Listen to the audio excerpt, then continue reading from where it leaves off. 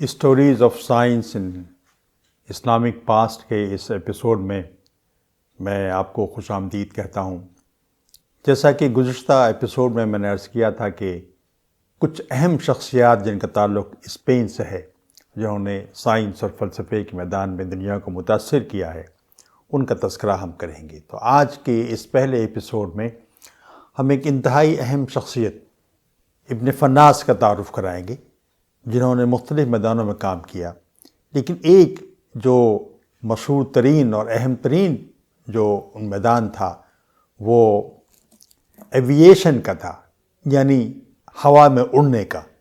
ہوا میں انسانوں کے اڑنے کی تاریخ یا ان کی خواہش اور ان کی کوششیں خاصی پرانی ہیں، لیکن جو بہت ریکارڈڈ جو واقعات ہیں اس کے، ان کا آغاز ابن فناس سے ہوتا ہے۔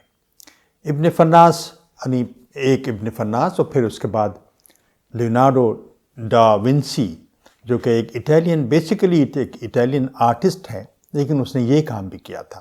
اور پھر 20ویں صدی کے بالکل آغاز میں رائٹ برادرز، جن کے بارے میں یہ مشہور ہے کہ جہاز کے بنانے میں ان کا اہم ترین رول ہے۔ یہ تین شخصیتیں بڑی اہم ہیں ایوییشن کے میدان میں۔ تو یہ جو ابن فناس تھے، یہ انگلش سے ان کا تعلق تھا، اور بنیادی طور پر یہ جو بربر قبیلہ ہے، یعنی یہ وہ قبیلہ ہے جس نے کہ طارق بن زیاد کی سرکردگی میں اسپین پر حملہ کیا، اور اسپین میں گویا مسلمانوں کی حکومت کا آغاز طارق بن زیاد کے حملے سے ہوتا ہے۔ تو یہ اسی نسل سے، اسی قبیلے سے ان کا تعلق تھا۔ ایک بات یہ ہے کہ یہ ایک بہت ہی یعنی ایک پولیمیتھ تھے، یعنی مختلف قسم کے فیلڈز میں ان کی ایکسپرٹائز تھی، جیسا کہ بالعموم اس زمانے میں اسکالرز ہوا کرتے تھے۔ یعنی یہ عربی زبان کے ایک اچھے شاعر بھی تھے، ایسٹرونومر بھی تھے، اور میوزک میں بھی دخل تھا ان کا، اور انجینئرنگ، کیمسٹ اور فزکس، ان تمام میدانوں میں کسی حد تک فزیشین بھی تھے، انہوں نے کام کیا تھا۔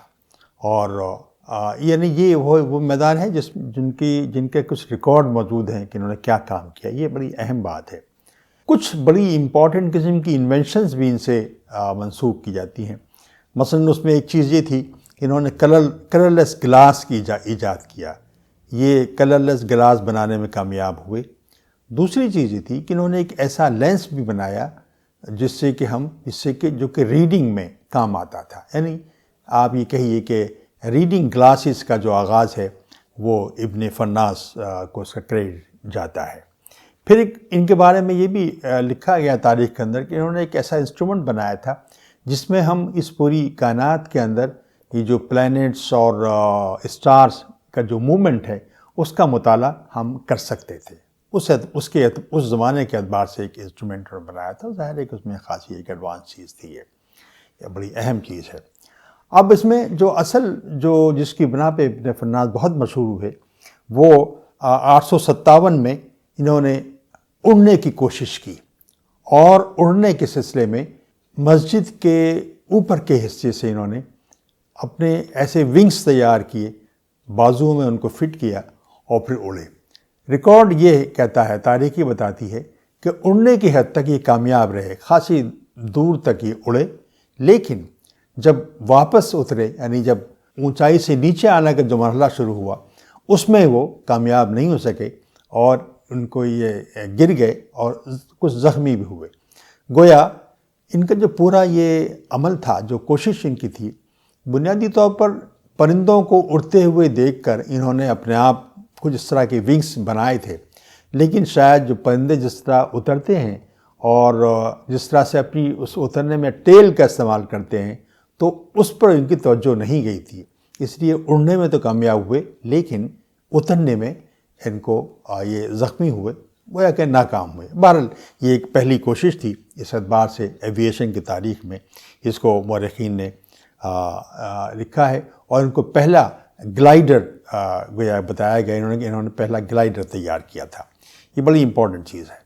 اور ان کے کچھ 600 سال کے بعد ہی اٹلی کے لیونارڈو ڈا ونسی، جو کہ بیسیکلی ایک آرٹسٹ تھے، ایک پینٹر تھے، انہوں نے بھی اس طرح کی کوشش کی، اور تاریخ نہیں بتاتی کہ کتنے کامیاب ہوئے، لیکن شاید ان کے بارے میں بھی رپورٹ یہی ہے کسی حد تک کامیابی ان کو بھی ملی تھی۔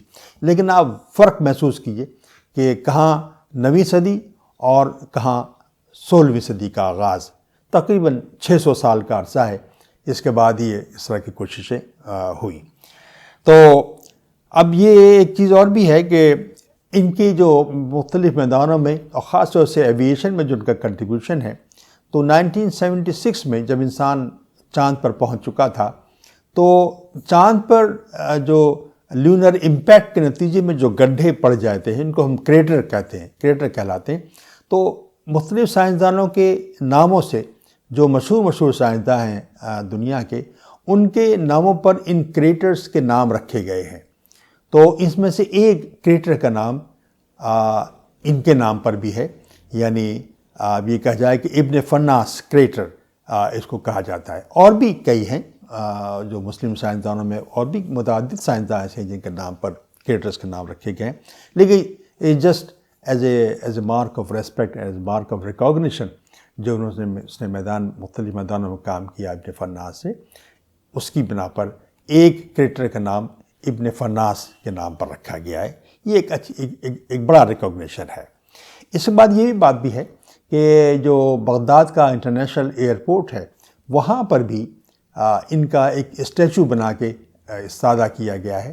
اور یہ کہا جاتا ہے کہ ایک عراق میں ایک وقت تھا کہ جب عالم اسلام کے سائنسدانوں میں وہاں کا بچہ عراق کا ابن فرناس سے واقف تھا، اس کے نام جانتا تھا۔